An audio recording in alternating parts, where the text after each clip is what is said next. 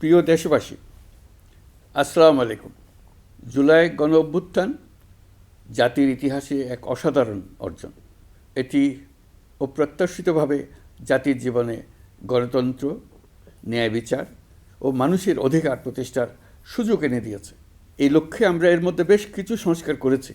আরও গভীর ও সুদূর প্রসারী সংস্কারের জন্য দেশের সকল রাজনৈতিক দলের ঐকমত্যের ভিত্তিতে জুলাই সনদ প্রণয়ন করেছে।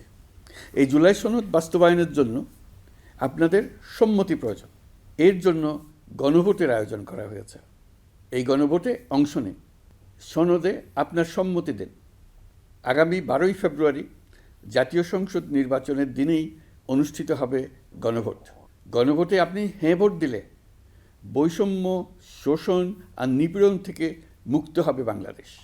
গণভোটে হ্যাঁ ভোট মানে তত্ত্বাবধায়ক সরকার ও নির্বাচন কমিশন গঠনে সরকার ও বিরোধী দল একসঙ্গে কাজ করবে।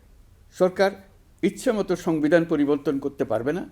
গুরুত্বপূর্ণ পরিবর্তনের জন্য জনগণের সম্মতি নিতে হবে। এতে আরও বলা আছে, বিরোধী দল থেকে ডেপুটি স্পিকার ও সংসদের গুরুত্বপূর্ণ কমিটির সভাপতিরা নির্বাচিত হবেন। একজন ব্যক্তি সর্বোচ্চ 10 বছরের বেশি প্রধানমন্ত্রী থাকতে পারবেন না। বিচার ব্যবস্থা স্বাধীনভাবে কাজ করবে। সংসদে নারীদের প্রতিনিধিত্ব বাড়বে। ক্ষমতার ভারসাম্য রক্ষায় পার্লামেন্টে একটি উচ্চ কক্ষ গঠিত হবে। আপনার মৌলিক অধিকার আরও সুরক্ষিত হবে। রাষ্ট্রভাষা বাংলার পাশাপাশি অন্যান্য জাতিগোষ্ঠীর ভাষাও সাংবিধানিকভাবে স্বীকৃতি পাবে।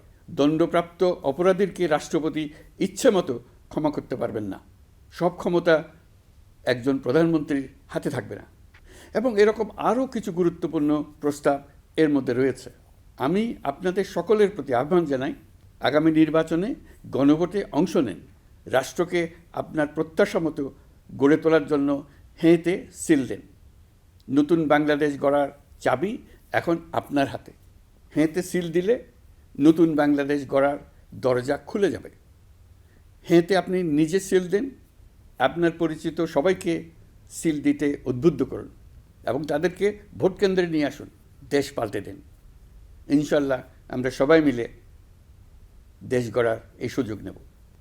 মহান আল্লাহ আমাদের সহায় হন।